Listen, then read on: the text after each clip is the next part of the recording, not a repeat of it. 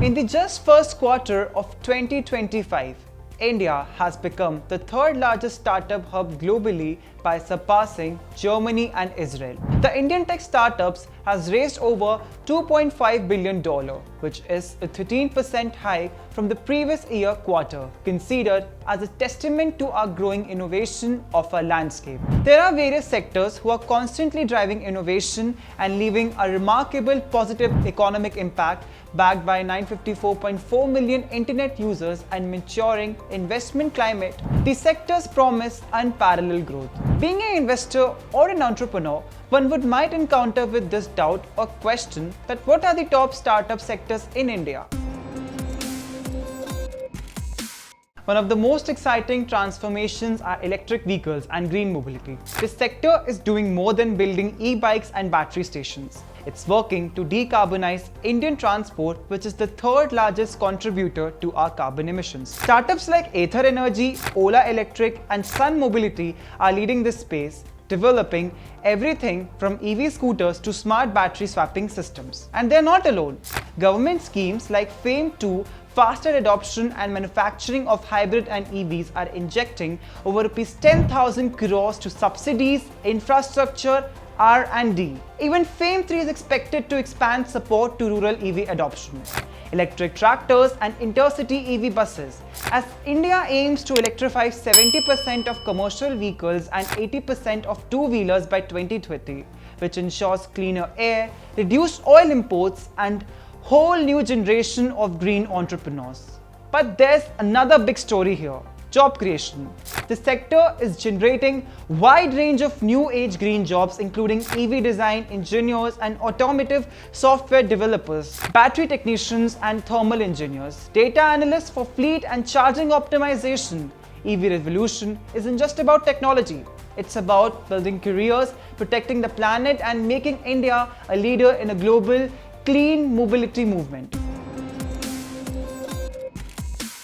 Now let's talk about a sector that touches every pocket: Fintech. Startups like PhonePe, Razopay, and Cred are redefining how India pays, saves, and invests. Fintech brings financial access to rural and under-reserved areas with just a smartphone. Indian Fintech is going global, with UPI now expanding to countries like Singapore, Nepal. Significantly, it has contributed to a faster, safer, and a more inclusive financial system, one that allows a fruit seller and a tech CEO use the same platform with equal ease. But the story not only ends here. It has empowered various women and micro entrepreneurs from rural areas by providing access to credit, savings, and insurance without ever stepping into a bank. With the introduction of the account aggregator framework, users can share financial data securely across the platforms, leading to hyper-personalized financial services like instant credit auto savings and custom insurance. Therefore, it has led to a faster, smarter, and more human-centric financial system. One that understands its user, not just their numbers. Whenever we are online, let's talk about the brands we shop from. The ones showing up in Instagram ads, YouTube vlogs, or our checkout carts.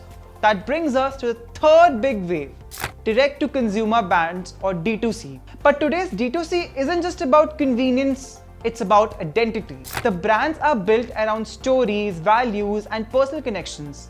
Be it a clean skincare, cruelty fashion, or music-inspired gadgets.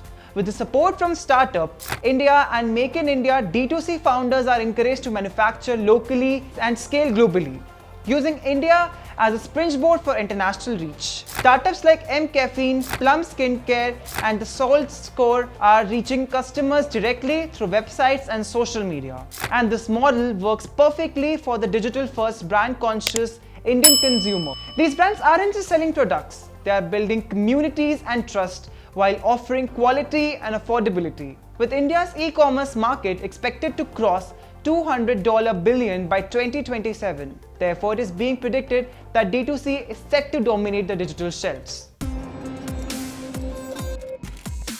From doorstep doctor consults to AI-powered health tracker, startups are changing now. Healthcare works in India, bringing us fourth wave healthcare and life sciences.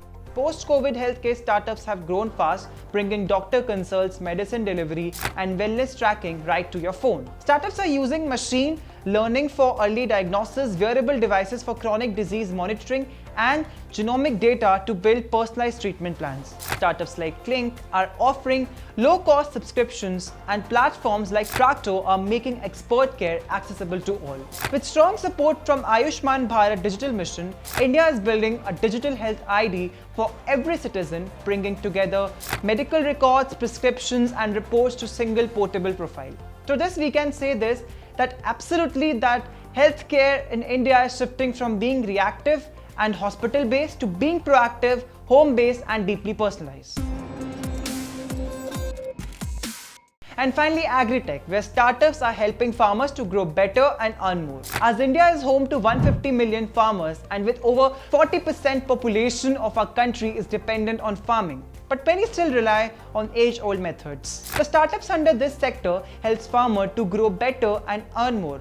That's where Agritech startups step in, bridging the tradition with technology. Startups like Dehart, AgroStar are helping farmers to get better seeds, real-time weather alerts, drone monitoring, soil analytics, and most importantly, direct market access. With government backing under the Digital Agriculture Mission and Agri-Infrastructure Fund, these platforms are bringing more efficiency, sustainability, and income stability to millions of rural households. The potential here is huge. Agritech is projected to grow from $878 million in 2024 to over $6 billion by 2033. That's not just growth, that's a rural transformation. Whether it's green transport, digital payments, home-grown brands, tech-driven healthcare, or smart farming.